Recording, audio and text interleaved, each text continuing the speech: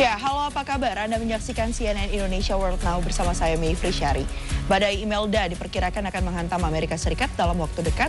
Hal ini seiring dengan badai Humberto yang menguat menjadi kategori 4. Selain informasi ini ada sejumlah informasi lain yang kami miliki di antaranya.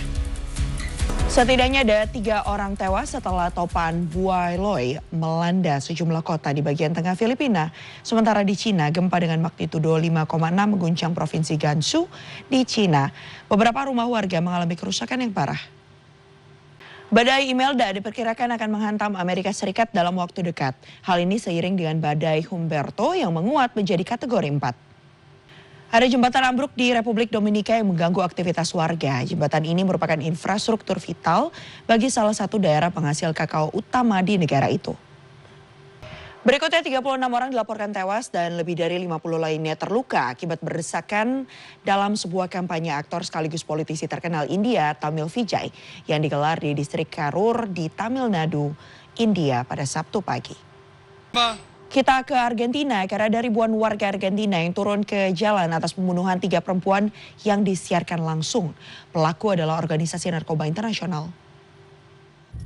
Berikutnya unjuk rasa memprotes kebijakan Presiden Dina Boluarte berakhir ricuh di Lima, Peru pada Sabtu. Ada puluhan migran berdesakan di 3 perahu karet yang akan meninggalkan pantai di Gravelines di Prancis Utara untuk menyeberangi Selat Inggris pada Sabtu. Jangan kemana-mana karena CNN Indonesia World Now akan kembali dengan beragam informasi menarik lainnya usai jeda. Tetaplah bersama kami. Pasca pandemi, tren di pasar tenaga kerja Amerika Serikat mulai berubah.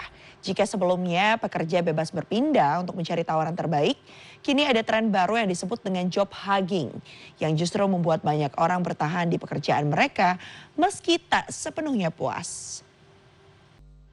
Berikutnya peluncuran iPhone 17 disambut antrean panjang di Apple Store Mumbai, India. Hal yang sama juga berlaku di Beijing, Cina. Ada ratusan orang yang rela antre di toko utama Apple untuk mendapatkan iPhone 17 yang baru diluncurkan. Berikutnya Kementerian Perdagangan Cina baru saja merilis data perdagangan melalui platform e-commerce. Mempertahankan perkembangan pesat dari Januari hingga Agustus tahun ini dengan penjualan daring beberapa produk yang naik lebih dari 20%. Berikutnya Chile akan memiliki anggaran keuangan terbatas di tahun 2026.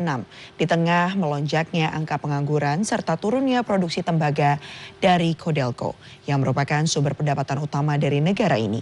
Ekonomi Chile diprediksi tumbuh 2,5% tahun ini didorong oleh peningkatan investasi dari proyek-proyek netral karbon seperti energi bersih dan infrastruktur digital. Jangan kemana-mana karena CNN Indonesia World Now akan kembali dengan sejumlah informasi menarik lainnya usai jeda. Tetaplah bersama kami. Ada pemandangan unik terjadi di Eropa akhir pekan ini, di mana banyak kompetisi unik digelar mulai dari paragliding dengan kostum nyeleneh di pegunungan Alpen, kejuaraan sepeda tua di Inggris, hingga ada pula lomba pelayanan kafe di Paris yang ramai oleh penonton. Pengusaha Taiwan melakukan inovasi usaha dengan memanfaatkan limbah batang pisang yang dianggap tak berguna menjadi bahan serat tekstil bernilai jual. Serat pisang yang dihasilkan ini menjadi benang tekstil yang dapat memasok benang untuk industri alas kaki merek ternama global. Bermula dari hobi menggambar, ada seorang mahasiswa berusia 24 tahun yang membuka bisnis kecil melukis sepatu di Jerman. Pesanannya bahkan datang dari pesepak bola asal Jerman, Toni Kroos. Dan sementara itu ada juga bisnis yang dibangun oleh pasangan suami istri yang menjual paduan kopi Afrika dan teh sincang. Kedai yang berdiri di kota Kashi, Cina ini bahkan jadi destinasi wajib wisatawan. Ada Museum Pelukis Meksiko Frida Kahlo Casa Kahlo yang dibuka di Mexico City. Museum ini menawarkan sekilas kisah tentang keluarga Frida. Informasinya akan menutup CNN Indonesia World Now. Saya Mayfri Syari undur diri. Selamat siang, sampai jumpa.